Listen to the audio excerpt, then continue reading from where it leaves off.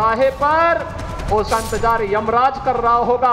तो फिर कोर्ट की, संविधान की, कानून की जरूरत ही नहीं है। ये जिस प्रदेश से हम लोग आते हैं वहाँ पर बुलडोजर से डराने का काम करते हैं। बुलडोजर चलाने का, ध्वस्त करने का ऐसा कोई प्रावधान नहीं है। ये सब मुसलमानों के वोट के लिए तलवा चाट है।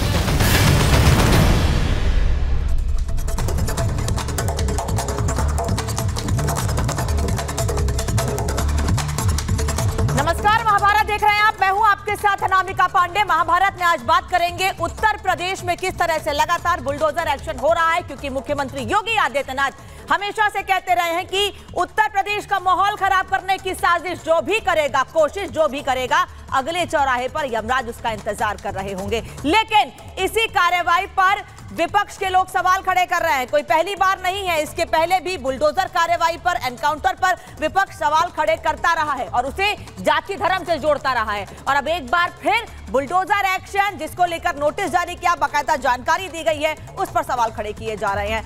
13 अक्टूबर को बहराइच के महाराजगंज को जलाने वाली साजिश जिन लोगों ने रची, उनमें से कई लोग पुलिस के हत्थे चढ़ चुके हैं और अब तैयारी है नफरत फैलाने के साथ सरकारी जमीन पर कब्जा करने वालों पर बुलडोजर एक्शन की। लेकिन इस एक्शन पर जाति धर्म की राजनीति करने वालों के रिएक्शन भी आने लगे हैं। मैं बात कर रही हूं समाजवादी पार्टी की, जिस पर बीजेपी तुष्टीकरण और वोट बैंक की राजनीति करने का आरोप लगाती रही है।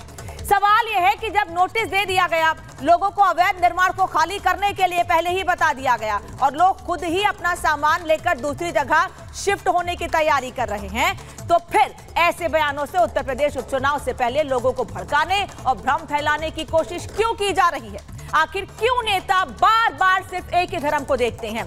उन पर ध्यान क्यों नहीं जाता जिन्होंने अपना बेटा, भाई या पति खोया है? अगर घर खाली करने वालों से हमदर्दी है तो फिर रामगोपाल मिश्रा के परिवार से क्यों नहीं? चुनाव में कुछ वोट हासिल करने के लिए नफरत की सियासत क्यों? आज इसी पर होगी महाभारत। लेकिन उससे पहले आपको बताते हैं कि प्रशासन ने अल्टीमेटम खत्म होते ही एक्शन की क्या तैयारी कर ली है और उस तैयारी के बीच कैसे राजनीति की जा रही है। लेकिन प्रशासन का यह साफ कहना है कि जो भी प्रदेश का माहौल खराब करेगा, मुख्यमंत्री के आदेश अनुसार उस पर कार्रवाई होगी। फिर चाहे बुलडोजर एक्शन लेना पड़े, फिर चाहे अगर अपराधी भाग रहा है पुलिस पर गोली चलाकर और उस पर गोलियां चलानी पड़े, एनकाउंटर करना पड़े उसका, तो पुलिस उससे भी पीछे नहीं हटेगी। चलिए बता दें आपको कि क्या तैयारी है अल्टीमेटम खत्म होते ही प्रशासन की। अल्टीमेटम खत्म होते ही अब बुलडोजर एक्शन की तैयारी है। बहराइच में बुलडोजर एक्शन की तैयारी पूरी कर ली गई है। अवैध दुकान मकान पर यह कार्रवाई होगी और उनको चिन्हित भी कर लिया गया है। पीडब्ल्यूडी ने 23 मकानों को चिन्हित किया है। इनमें से कई मकान ऐसे हैं जिनको पहले ही जानकारी दे दी गई थी, इसके पहले भी, कि आपके मकान इल्लीगल हैं, सरकारी जमीन पर बने हुए हैं। इन मकानों के बाहर नोटिस भी लगा दिया गया है और रेड क्रॉस का निशान भी लगाया गया है। उसी पर अब राजनीति हो रही है। 3 दिन का अल्टीमेटम दिया गया था, जो कि आज खत्म हो गया है, यानी कल बुलडोजर एक्शन की पूरी तैयारी है।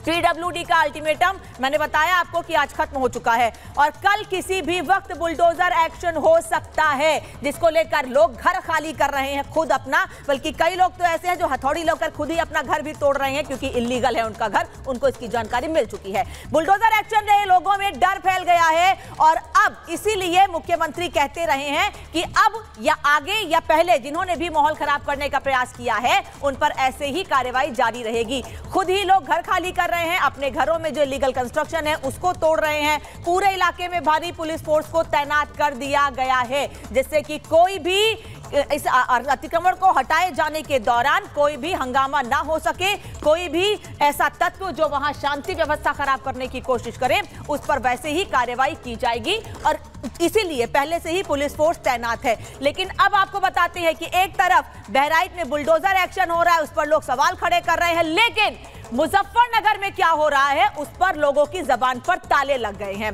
क्या हुआ है मुजफ्फरनगर में? हम क्यों कह रहे हैं कि मुजफ्फरनगर बच गया है? दरअसल मुजफ्फरनगर में तनाव की स्थिति बनी हुई है और वहां पर स्थिति ऐसी कि जगह जगह पर आगजनी की गई है। सोशल मीडिया पर आपत्तिजनक पोस्ट किए जाने को लेकर नाराजगी हुई थी। आपत्तिजनक पोस्ट पर बवाल इतना हुआ कि 500 से 700 लोग सड़कों पर उतर आए हैं। धार्मिक भावना आहत करने का आरोप लगाते हुए लोगों ने एक शख्स के घर पर पथराव किया है, उसकी दुकानों में तोड़फोड़ की है। मुस्लिम समुदाय सड़कों पर उतरा है। है और 100-200 की संख्या में नहीं, पुलिस का कहना है कि 700 के करीब लोग सड़कों पर उतरे हुए थे। पुलिस के साथ धक्का मुक्की भी की गई है क्योंकि पुलिस उन्हें नियंत्रित करने की कोशिश कर रही थी। भीड़ ने युवक के घर पर पथराव किया है, वहां पर आग लगाने की कोशिश की गई है। पुलिस ने युवक को गिरफ्तार कर लिया है जिसने आपत्तिजनक पोस्ट किया था, लेकिन उसके बाद भी किस तरह से धर्म के नाम पर इतना बड़ा मजमा लग जाता है, कैसे लोग इकट्ठे हो जाते हैं, माहौल खराब करते हैं, ये मुजफ्फरनगर से सामने आया। लेकिन बहराइच में रामगोपाल मिश्रा को मार दिया गया, कोई सड़कों पर नहीं आया, किसी के मुंह से आवाज तक नहीं निकली है।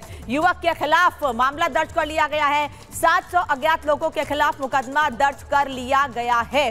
तो इस तरह के से मुजफ्फरनगर का माहौल खराब करने की कोशिश की गई है। लेकिन मैं बार बार यही पूछ रही हूं कि मुजफ्फरनगर पे कोई कुछ नहीं बोलता है जहां माहौल खराब करने के लिए 700 लोग इकट्ठे हो जाते हैं, लेकिन बहराइच पर राजनीति करने के लिए बुलडोजर एक्शन पर सवाल लगातार किए जा रहे हैं और हवाला दिया जा रहा है सुप्रीम कोर्ट की गाइडलाइन का। लेकिन सुप्रीम कोर्ट ने भी साफ कहा है इलीगल कंस्ट्रक्शन पर बुलडोजर चलने पर किसी तरह की कोई रोक नहीं है।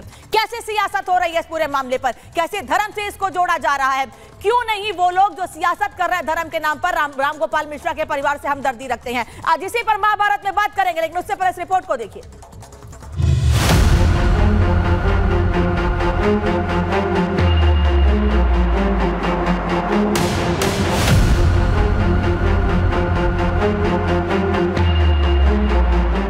दंगाइयों का घर चलेगा बुलडोजर, खाली हुए दुकान और मकान, प्रशासन का एक्शन किसे टेंशन। 13 अक्टूबर की रात दंगाइयों ने बहराइच की शांति में जो आग लगाई, अब उस पर बुलडोजर कार्रवाई की बारी है। रामगोपाल मिश्रा के साथ हैवानियत की हदें पार करने वाले जिहादी कट्टरपंथियों को वार्निंग और पीड़ित परिवारों को कार्रवाई का आश्वासन जब प्रदेश के मुखिया सीएम योगी ने दिया था तो यूं ही नहीं दिया था, बल्कि इस आश्वासन की सच्चाई शनिवार को धरातल पर दिखाई भी देने लगी। बाबा के पुलिस और नगर निगम अधिकारियों ने एक्शन में आने में देरी नहीं की। कार्रवाई का नोटिस लगा तो सियासी बवाल और सवाल भले ही शुरू हो गए, लेकिन लोगों ने खुद ही कार्रवाई शुरू कर दी। कोई अलमारी ले जाते दिखाई दिया तो कोई दुकान का साजो सामान ले जा रहा था। सभी जानते थे कि योगी ने कहा है तो वो होकर ही रहेगा।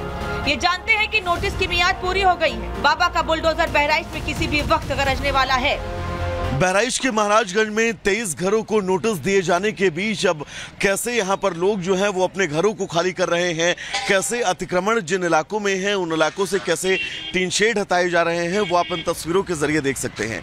दरअसल महाराजगंज के बाजार में 23 ऐसे घरों को चिन्हित किया गया है जिन घरों के बाहर आप देख सकते हैं नोटिस जो है वो चस्पा किया गया है और इस नोटिस में 3 दिन का वक्त दिया गया है कि 3 दिन के अंदर आप अपना जो है वो अवैध अतिक्रमण हटा लें, नहीं तो प्रशासन के द्वारा इस अतिक्रमण पर ध्वस्तीकरण की जो है वो कार्रवाई होगी। सर्विस सेंटर का दुकान है, यहाँ पे नोटिस मिला कि 60 फीट करीब सड़क कटने का मतलब अंदर आने का संभावना है, इसलिए हम लोग दुकान खाली कर रहे हैं।